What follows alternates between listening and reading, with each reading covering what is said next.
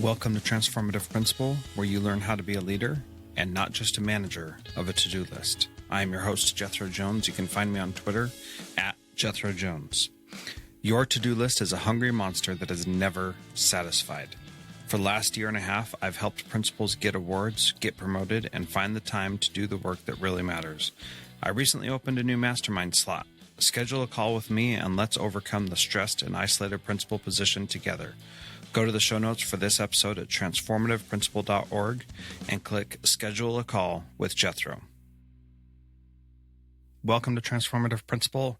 Today, I am excited to have Heather Staker on the program. She is going to talk to us about a whole bunch of stuff around blended learning.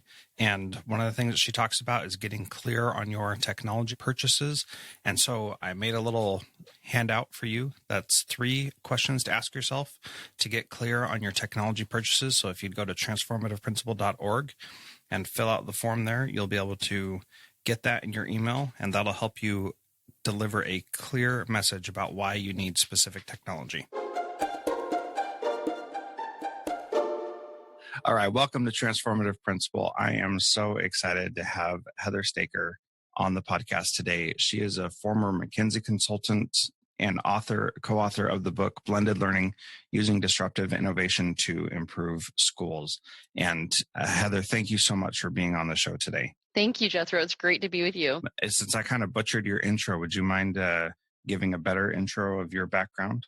Well, sure. I live in Austin, Texas. I had my first foray into education as a senior in high school. I was a student member of the California State Board of Education, which was a very unusual experience to travel to Sacramento for a week each month and have full voting rights on the California State Board of Education for a year.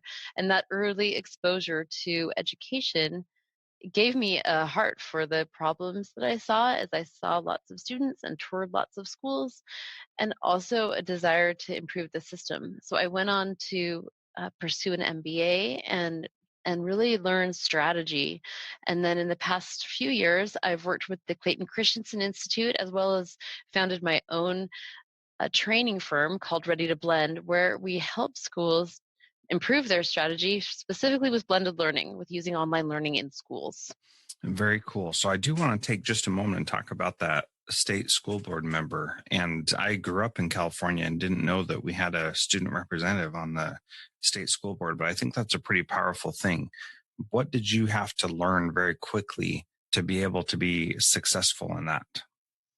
Well, it was in the 90s that I had that position. And at that time, there was a lot of energy around school vouchers. And so I had to learn to speak to the press, because so often I was contacted by the press wanting to hear the student voice, if there is such a thing, on the school voucher initiatives, as well as several other very controversial topics at the time, and learning to express my opinion in a way that was helpful and also collaborative. I didn't want to sound like I represented only certain students, but I wanted to have a reasonable and balanced voice that would benefit us as a whole. And I think that's the value of having a student member, is really just having someone sitting there on the stand with the other members, reminding everyone that when it comes down to it, we are thinking about policies and choices that affect real human beings and their children.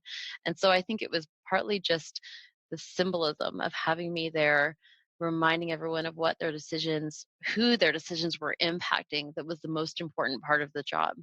I love that idea of making sure that we recognize the policies that we are making impact real human beings, real children. And that is just so important. It's so easy in education for us to just think about it as a numbers game and, how many kids we're pushing through the system. And that's not the right approach, because education really impacts every single kid that goes through it. And we need to make sure that we do that in as positive a way as possible.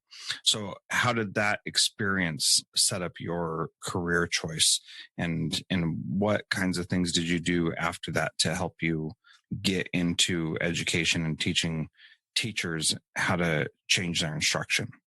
After completing that tenure, I went to Harvard for undergraduate as well as stayed there to get an MBA. And the value of that was that I became deeply interested in and well versed in innovation and in how organizations use innovation to improve their services. And that lens is certainly relevant in the social sector for healthcare and for education. And so I went on after that to work for the Clayton Christensen Institute for Disruptive Innovation, whose mission it is to use the lens of innovation to help improve the set of options in these social sectors that have long time struggled with different problems that the hope is that we can innovate our way out of. And my first assignment at the Christensen Institute was to research what schools meant when they said the word blended learning. And this was back in 2009, 2010, when that word was being bandied around, but we just weren't sure what it meant. And so I taught to 40 different schools and districts that were doing something that they called blended learning, and helped with Michael Horn at the education practice to coin a definition for blended learning and to start to develop a taxonomy, a way of categorizing and classifying the different varieties of blended learning that we saw emerging in the K-12 landscape in America. Yeah, that is so fascinating. So I was a teacher in that time period and thought it would be a good idea, since YouTube existed, to teach my students how to write a paragraph. And I created a YouTube channel just for that. And somehow I don't have the password anymore. So those videos are still sitting out there and I can't add to them or edit them or anything. But it was a way that I went through to help make sure my students knew how to write a 5 paragraph essay. And it's just so funny to look back and see where I was then and how that was truly innovative back then, but now it seems like everybody is doing something similar to that. And I didn't even have a word for that at the time. Like, people had a word blended learning, but nobody really knew what it was. So in doing that, what was obviously that set you up for this long career since then of doing great things to help teachers. Can you talk about the 7 different types of blended learning that you talk about in Blended? Sure. And I have to say you were ahead of your time to be doing that already, and to notice, rightfully so, that there was an efficiency to be gained by allowing your students to have access to your expertise without your necessarily needing to stand in front of the entire class at once and deliver it to them. And so you noticed that and acted on it. And it's not only the efficiency, which is just common sense of allowing students to access the content where they need it and when they need it and at the pace they need it. That just is common sense. And this immediately, as soon as we have the tools to allow students to do that, it makes so much sense to me that we would give them those options. But it's also giving them the agency, the ability to choose for themselves, which is such a concept that we have put on the back burner in education with our top-down instruction for too many years. And we now have these innovations that are pushing power out to the children to be able to drive their own learning. And that is what is most exciting to me. So you asked Yeah. what at the Christensen Institute has led to the 7 models and how we arrived at that. Well, Clayton Christensen and Curtis Johnson and Michael Horn wrote this book, Disrupting Class, that published in 2008. And it predicted that online learning would fundamentally transform the way the world learns. And when I first heard that prediction, I thought, that is preposterous, that online learning would be the big aha for the K-12 education system. It just didn't seem, it seemed like a on the side just noise. It didn't seem like it was as important as the book made it out to be. So in 2010, as I started looking at how schools were using online learning and finding that really when they say blended learning, they mean a formal education program that combines online learning with still coming to a brick and mortar school, and that phenomenon was growing. And what we discovered was that it was emerging in a variety of ways, and that in some schools we were seeing rotation models where students were rotating at the teacher's discretion or at the ring of a bell among different learning modalities. So they might do online learning for a portion of the time and then face-to-face instruction and then maybe a group project. So and that would be a station rotation or a lab rotation, or maybe they were doing a flipped classroom where they would do the online learning at home and then come to school for the application. And those were the models we were seeing in the rotation that were all rotations. And then separately from those, we were seeing flex models. There was a school in Austin, Texas called Acton Academy that used online learning as really the backbone of their content for core skills. And so students accessed the various online programs for core skills and worked through the content on their own. And that was a flex model. And there were guides on the side to help them, but the students were very much controlling the timing of their learning, which is different from in a station rotation. And then that freed them up for the rest of the day to do hands-on projects and Socratic discussions and other interesting things. And the truth is, when I first started learning about that flex model at Acton Academy, I was living in Hawaii at the time, working remotely for the Christensen Institute.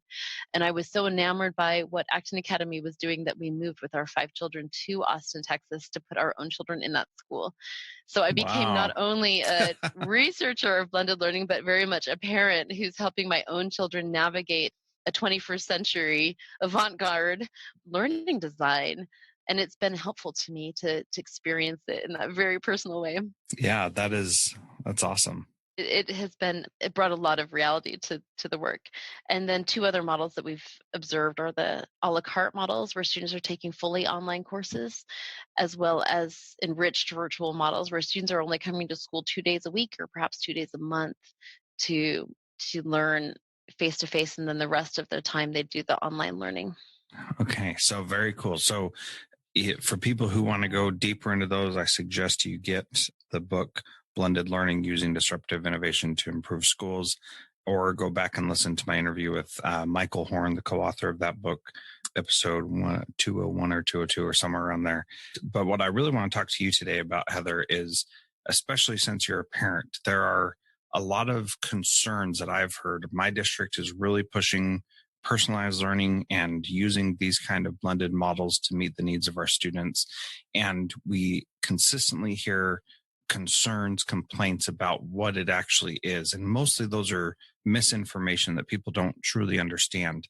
Because when you phrase it how you and I have talked about it already, it sounds like, well, why wouldn't I want my kid to be in that environment? Because it's personalized to them and their unique needs and all that. But there are still challenges inherent with doing a blended model, and things that are things we need to be cautious about. So what are some of the challenges you see that we still face with implementing blended learning in our schools? Well, I think you're right that one of the main problems is that schools lead with these one-to-one initiatives. And we lead with the announcement to parents that, hey, we're going to give each student a computer, a device that they can use all of the time. And as a parent, I know that most parents do not want more screen time in their children's lives. And on one hand, screen time can be maybe neutral or a waste of time, but we have to recognize also that it can be positively toxic. And there are a lot of very inappropriate things online that children have access to when they have a device. And so those are real problems and concerns that parents face and that need to be addressed very carefully by schools, so that devices and all of that access redounds to the benefit of these children, as opposed to their, not to be extreme, but I think almost destruction, which is where we're seeing in our society with the proliferation of devices and destinations that aren't necessarily in children's best interest. So one of the first things schools can do is lead with a very clear plan for how they will use online learning to give students access to opportunities and enrichment that wasn't available before, and not lead with just the announcement of we're investing in computers, but lead with the objectives and the concrete and strategic plan for how those computers will enhance the learning objectives that the school intends to achieve. Yeah, I was recently on a committee to review grant proposals, and so many of the grant proposals were asking for money to get devices, and very few of them were, like you said, leading with a clear plan of how they're going to use that technology. And it was just so fascinating to me, because like you, I see the inherent problem with that. As a father myself with 4 kids, I do not want my kids to have any more screen time than they have to have. I want them to use the technology and I want them to be comfortable with it, but I also definitely don't want free reign and I want them to be able to make good choices with it. So, one of my biggest fears as a parent is if the teacher is not technologically savvy, then they're going to have a bad experience with that because they're not going to know what the kids are doing or how to prevent or teach the kids what they should be doing. And my mantra has been that technology is a force multiplier and it can either, make a good teacher great or it can make a bad teacher even worse. And people who listen to the podcast have heard me say that 100 times, I'm sure. But that idea of just using technology for technology's sake just makes my blood boil every single time I hear it. And so, in addition to leading with a clear plan of how to use online learning, what else can schools do to make sure that they're having the right message about that? Well, at the district level and at the vendor level, there is so much that should be done to prevent teachers from having to be the technology experts that prevent the bad stuff from creeping onto those computers. So I call upon companies like Google and Apple to make it much easier to set up firewalls and filters. It's ridiculous that we don't have simple plug and play solutions to make it much easier for parents and teachers to protect children. And I think it's a shameful place that we're in right now, and that we need to be much more articulate about asking for those simple functions to be installed at an easy way for end users. But apart from that, one of the things that schools can do and principals can do is help teachers to reimagine their role. And this is one of the things I'm most excited about with the technology is that what we're seeing is that as teachers allow the content and instruction to be delivered through an online format, then it frees up their time to connect one-on-one with individual students, to give them individual feedback, to give them encouragement, to ask them how they're doing. Do they have a friend who they eat lunch with? To see what their learning goals are and how they're doing against those goals, and develop those kind of relationships with those students. And that kind of model really wasn't possible in a factory model setting where teachers had 25, 30 students that they were trying to deliver content to in a class period. It's just impossible to also have those individual conversations. So one of the things that's most exciting for me is to see principals who help their teachers imagine the humanity that can emerge in our schools as teachers learn to use the technologies that are available to help students drive their own learning. And then the teachers pivot to being those mentors and those individual tutors for each child on a daily basis. It's a powerful new way of thinking about teaching.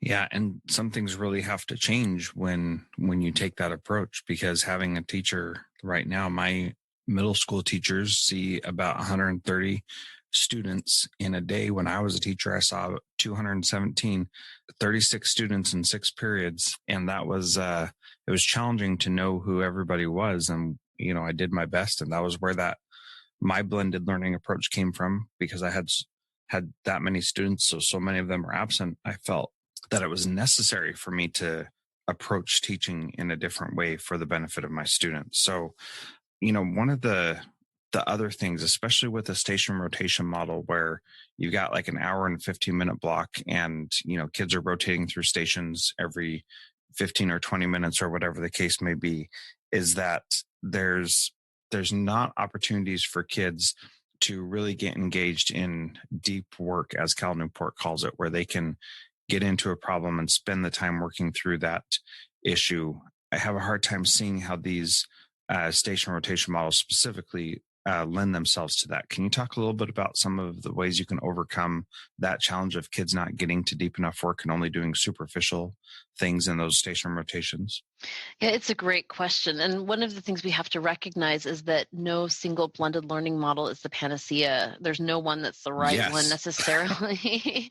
And with the station rotation model, to your point, one of the biggest limitations of it is that it can be confining with the rigidity of those time sessions. So every 20 minutes or 45 minutes or whatever it is for the teacher to call out that it's time to rotate, that can be limiting. And right when students get into flow, which we know is a very important state of being where you almost forget what you're doing because you're so into it. And it makes me delighted when I see students that get into flow because they're doing a project that has captivated them and that's right at their level. And then the bell rings and they have to rotate, or the music plays and they have to rotate. And so to your point, it can be a problem. I've seen schools change those station rotations so that they might rotate each day as opposed to within the block of time. So Monday's block would be online, Tuesday's block would be face to face, and that kind of thing. I also wrote about a teacher in the Los Altos school district area of Northern California. And this is a free PDF. It's called How to Create Higher Performing, Happier Classrooms in 7 Moves, a playbook for teachers. And it's a research project that I did for the Christensen Institute. But that paper talks about a teacher who was doing station rotations with her 9th grade Algebra 1 classroom. And then she was frustrated that the students had to rotate even if they were in flow, and also that she was stuck in her guided group station. And so she decided to free up the time constraints, and really in essence what she did was she evolved into a flex model so that the students were doing more of their learning autonomously or in their peer groups, and it freed her up to do more of the one-on-one conferencing. So we see schools sometimes freeing up that station rotation and moving towards more of a flex model, particularly at the middle school and high school levels. Well, that was a great interview with Heather Staker. I hope you enjoyed it. I know I sure did. And come back next week when we are going to talk to Heather Staker again. And we're going to continue the conversation about some of the other challenges that we have in implementing blended learning in our schools and finding a way to find the right path for each student. So I hope you enjoyed this episode, and please feel free, and actually don't feel free, please do leave a comment at transformativeprincipal.org or leave a rating and review in iTunes. Thank you so much for listening, and have a wonderful, wonderful week. Transformative Principal is a proud member of the Education Podcast Network. Podcasts for educators by educators. Visit edupodcastnetwork.com for more great podcasts.